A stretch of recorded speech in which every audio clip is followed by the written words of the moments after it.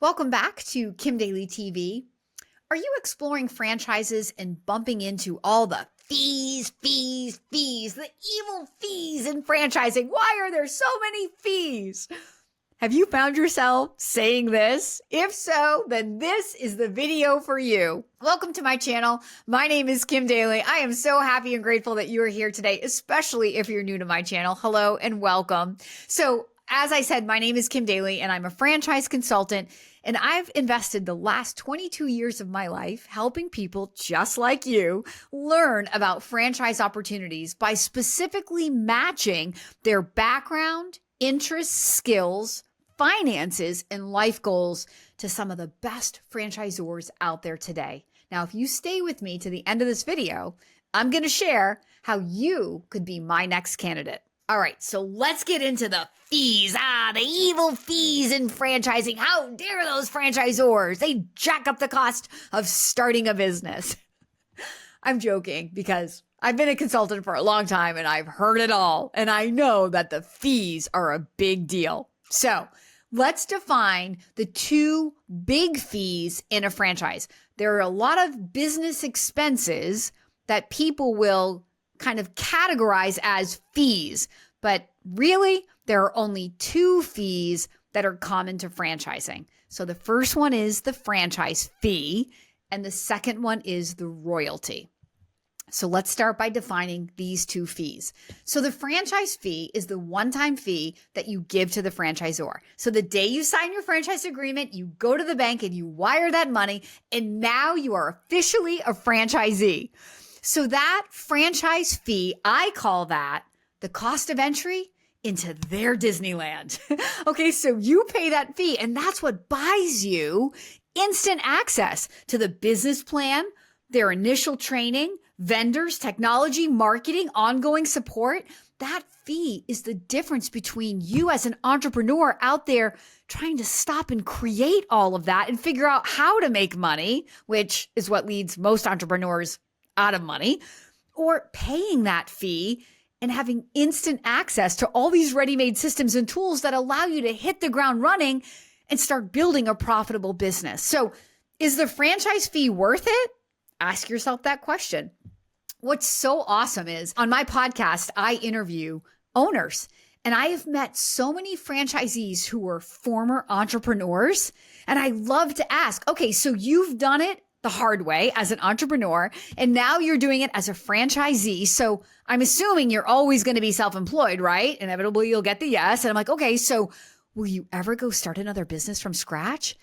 And like 99.9% are like, no way. Starting a business from scratch, one and done for the rest of my life. But will I own more businesses? Will I buy more franchises? 100% yes. So if you're out there and you're making fees, these like mountains, when they're really just little molehills, like don't. Get inside. Be willing to come to Kim Daly. Let me educate you. Let me get you in front of some franchisors who can defend their fees. And then most importantly, you want to get deep enough into the process where a franchisor will give you access to talk to their existing franchisees. Because if the people who are franchisees, if the people who are paying those fees are happy and knowing what they know now, they would 100% do it again. They're reinvesting money, buying multiple territories. Well, then somehow the fees have value.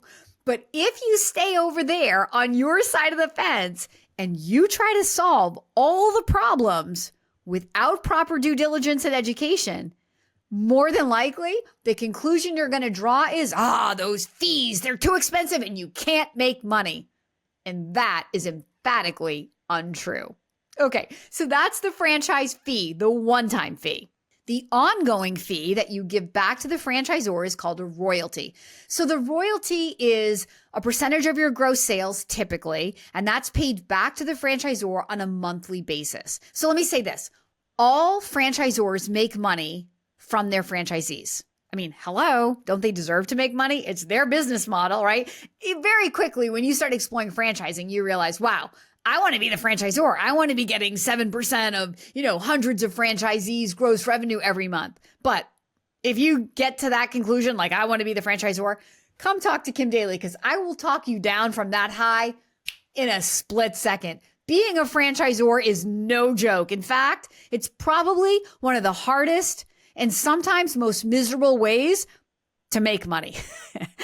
That video is for another time. I want to stay focused on royalties, but that is a little bit of a cliffhanger. You might have to call me to be like, why is she saying that? People are always shocked when I tell them I am going to talk you down from franchising your business all day long. Okay. So franchisors deserve to make money because they're helping us make money. And then we need them to make money because we need them to be a profitable business. Because how are they going to fund the future growth of our brand? Look, I didn't buy a franchise to just be a mom and pop entity. I bought a franchise because I want to be a part of a national brand. I want people all over the country to know my brand, Orange Theory, Planet Fitness, Chick-fil-A. Well, that brand equity, if you will, comes at a cost. How do you build that? Well, you build it by opening a lot of stores, but opening a lot of stores costs money. Franchisors are not getting rich off of franchise fees. The majority of the franchise fee, if not all of it, is spent probably before you graduate from training because the salaries to go to the development people, and if they're working with consultants, all of those expenses come out of franchise fees. That's long gone. That is not a revenue stream for most franchisors. The royalty is how they're making money. But having said that, so let's say they're collecting 7%. 7% of what? Well, your gross revenue has to be a fairly meaningful number for 7% to be a big number.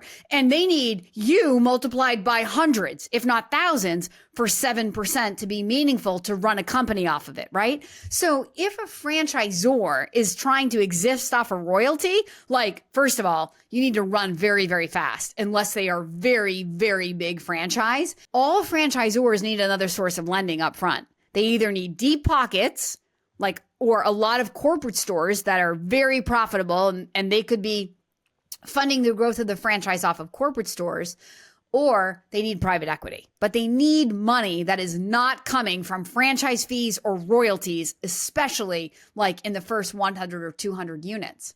So that's something to look out for. But the long-term game, a franchisor is going to be making 7% or 8% or 10% or whatever that royalty is from all their franchisees.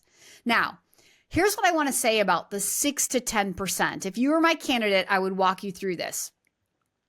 This is something I've figured out. It's not a hard and fast rule, but best I can tell, if all franchisors are in the royalty game, and let's be real, they are. So why are some only taking 6 when others are taking 10? Why wouldn't they all just take 10? Well, I think all franchisors are taking the same percentage from their franchisees. So the 6 or the 10 is more an indication of the margin in the business. So listen, when people used to be like, well, then I want the franchise with the lowest royalty, I'd be like, really? Do you? So I don't think you do. So in my business, because I'm a franchisee, my franchisor takes 10%. I don't balk at the 10% I give.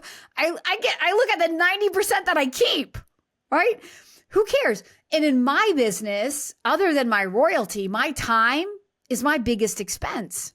So when I started thinking about it from my own perspective, I was like, oh, so the higher the royalty, the fatter the margin in the business. So I think you need to flip your thinking. I think you want the franchise with the highest royalty because what that's indicating is there's a super fat, healthy margin, which means I can make some mistakes and probably still make money. Again, so if you're out there, over there on your side of the fence, and you're trying to solve this problem or answer the question without proper due diligence, you're probably going to draw the wrong conclusion. You got to get in the game. You got to call Kim Daly and then let me introduce you to some franchisors. It's not my job to give you the specific information about a franchise. It's my job to listen to your questions, guide you with some due diligence, and then get you to specific franchisors who can answer your specific questions about their specific model. Okay? We're not going to talk in generalities. We want to be specific. Why are you worth an 8% royalty? Ask them. But more importantly, ask their franchisees. Because again, if the franchisees, the people who are paying these fees, so I'm one of the top consultants in my franchise. I made history over a decade ago. I happily give 10% back to my franchisor. Like, who cares? I get to keep 90%. And you could be like, well, Kim, you could keep 100% if you went out there and did it on your own. I would never leave my franchisor to go do what I do on my own. There is so much value to being a part of a franchise that even 22 years in, I would not walk away and go recreate what I'm doing on my own for 10%. Like, what they do for me far exceeds the 10% that I give. And almost any good franchisee is going to tell you the same thing. Again, when I interview former entrepreneurs and now they're franchisees, and they're like, I'll never go start another business from scratch, but I absolutely will be investing in more franchises. I mean, doesn't that just answer the question that fees somehow have more value than you think they do out there? I think it does. Okay, so a couple more things about fees.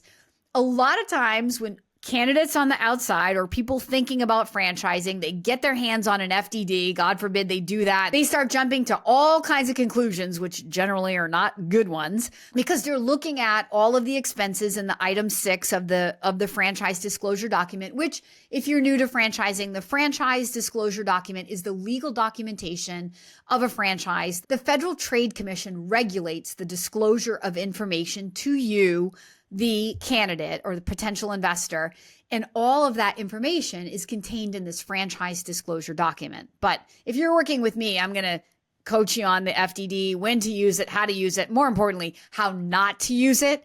The one way not to use it is to not be in conversation with a franchisor. Get your hands on an FDD and think that you know everything about the financials of a franchise. Like, that is the most ridiculous thing that people do and say they did due diligence on a franchise. First of all, and I'm just going to go down this rabbit hole because I'm right here. First of all, an FDD, for numbers to be in an FDD, the numbers are already out of date because those are from last year. So you're not buying the franchise for where it was. You're buying the franchise for where it's going. So why are you using last year's data to make a decision about the future potential opportunity of a franchise? Okay, that's all I'm going to say in this video about using an FDD and drawing conclusions about the financials. I do want to go back to the point I was making about item 6 of the FDD. So item 6 is where you're going to find all of the ongoing expenses. So everything is in here in this FDD that you need to know about the investment of a franchise. And in item 6 is the ongoing expenses. So this is where you'll find that royalty. But it's also where you're going to find a marketing spend, maybe if there's a national ad budget. So some franchisors, you'll have a local marketing budget, but then you'll also be contributing maybe 1% of your gross sales back to a national advertising budget. And that's so that when the brand wakes up, the franchisor has money to spend on things like Super Bowl commercials or, bringing in a celebrity to be an endorser of your product, if you will. So again, any question you have about fees they're collecting, don't assume that they're high or that they make you feel cash poor in your business. Take the questions to the people who are paying the fees before you judge whether the fees will work out or not, okay? But in item 6 are all these expenses. Well, it always costs money to make money. Even if you're an entrepreneur, you have expenses. The problem with being an entrepreneur is you don't know what those potential expenses are. And in my experience, most entrepreneurs grossly underestimate their expenses, most especially their marketing costs. Like, if you want people to know you're out there, you got to spend money and tell them. And people are shocked at how expensive marketing is, right? I mean, people will be like, $50,000 on a marketing spend to launch my business. I'm like, yeah. But if you knew at the end of spending 50 grand, you were going to have, I don't know, in 6 months, you would have a business that was grossing, I'll make it up, 250 grand. And from that, you were netting 80 grand. Would you care? No, because there's a cost to making money. So if you're judging the numbers, like marketing budgets, without the context of how revenue is generated against those expenses, it's like a teeter-totter. You're putting all of the weight on the expenses and you don't understand how you're bringing revenue in. You got to balance the teeter-totter. That's the only way this conversation is going to go anywhere good in your head. There is a devil in between your ears that's telling you, don't do it, don't do it, don't do it, don't do it. If you want to be talked into your dream, you've got to quiet the devil. You've got to meet somebody like Kim Daly, specifically me, because I want to help you. And let me get you into the process with people who can help the devil and help the angels sing and show you how all of this magically works out. Is this clear? Okay, the last thing I'm going to say about the royalty. I learned this little gem from somebody that I deeply admire and respect in franchising years ago. And he said, Kimberly, he always calls me Kimberly. Other than my dad, he's the only one who's allowed to call me Kimberly. Kimberly, if anybody questions the value of a royalty, here's what you ask them to ask themselves. So here's your question. Do I believe that by being a part of this franchise with everything that they've created, so you've got to be in process, you've got to understand everything that they've been created, that you're getting access to from day one. Do I believe by being a part of this franchise with everything that they've created that I can make, let's say the royalty is 7%, that I can make 7% more than if I was to go out and try to recreate all of this on my own?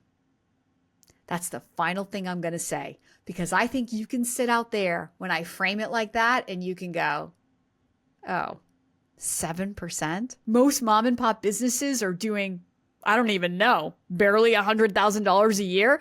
And in the franchise, you may see the path to a 7-figure business in 2 or 3 years. So I'm not making any earnings claims. I'm not telling you you're going to make 100,000 or a million or anything.